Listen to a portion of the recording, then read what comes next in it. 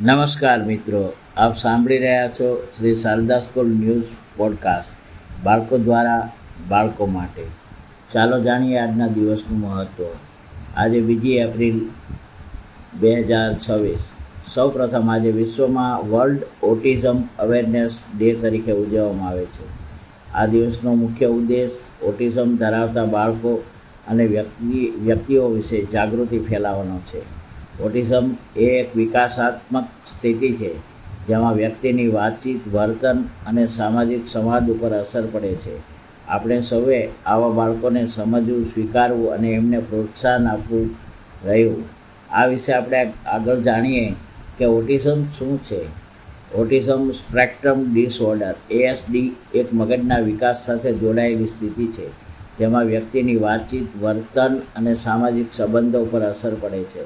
સ્પેક્ટ્રમનો અર્થ દરેક વ્યક્તિમાં ઓટિઝમ અલગ અલગ રીતે દેખાય છે. કોઈને હલકી અસર હોઈ શકે તો કોઈને વધારે મદદની જરૂર પડે.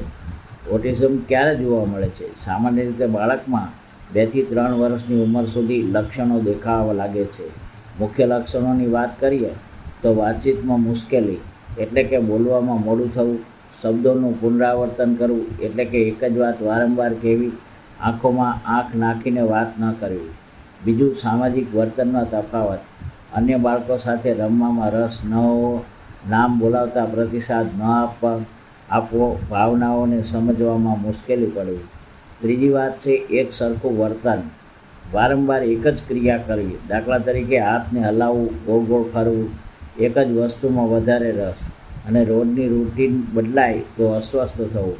ઓટિઝમ કેમ થાય એનું ચોક્કસ કારણ હજી સંપૂર્ણ જાણી શકાયું નથી, પરંતુ જેનેટિક એટલે કે વારસાગત લક્ષણો, મગજના વિકાસમાં ફેરફાર, આ વસ્તુ મહત્ત્વની છે.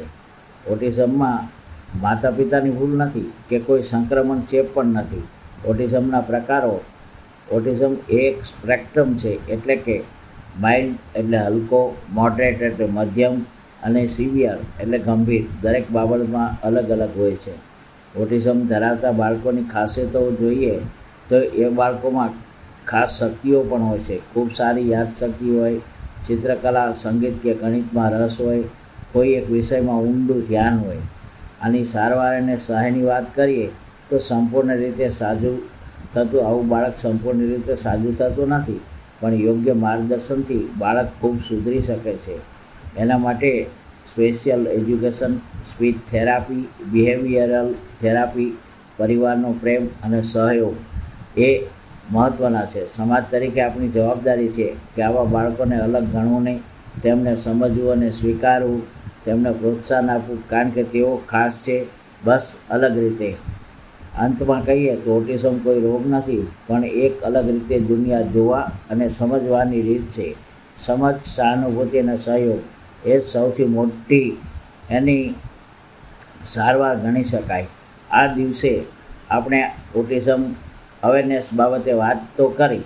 એ સિવાય વર્ષ 2011માં ભારતે આ દિવસે ક્રિકેટમાં એક ઐતિહાસિક જીત મેળવી હતી. આ દિવસે ભારતે ICC cricket world cup 2011 final જીતીને વર્લ્ડ ચેમ્પિયન બનવાનું ગૌરવ મેળવ્યું હતું, અને તેમાં મહેન્દ્રસિંહ ધોની કેપ્ટનનો વિજયી છગ્ગો આજે પણ સૌના મનમાં તાજો છે.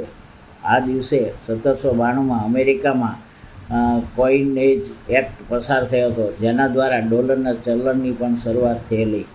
આ દિવસે આપણે મહાન વ્યક્તિઓ વિશે વાત કરીએ તો હેન્સ ક્રિશ્ચિયન એન્ડરસન વિશ્વવિખ્યાત ડેનિશ લેખક, જેમણે બાળકો માટે અનેક સુંદર વાર્તાઓ લખી. તેમની પ્રખ્યાત વાર્તાઓમાં ધ લિટલ મેરમેઇડ અને ધ અગલી ડકલિંગનો સમાવેશ થાય છે. આજે તેમના જન્મદિવસને ઇન્ટરનેશનલ ચિલ્ડ્રન્સ બુક ડે તરીકે પણ ઉજવવામાં આવે છે. અંતમાં આપણે જોઈએ તો દરેક દિવસ આપણને કંઈક શીખવે છે. ચાલો આપણે પણ જ્ઞાન, સંવેદના અને સંસ્કારથી આપણા જીવનને સુંદર બનાવીએ. ધન્યવાદ. ફરી મળીએ એક નવા વિષય સાથે.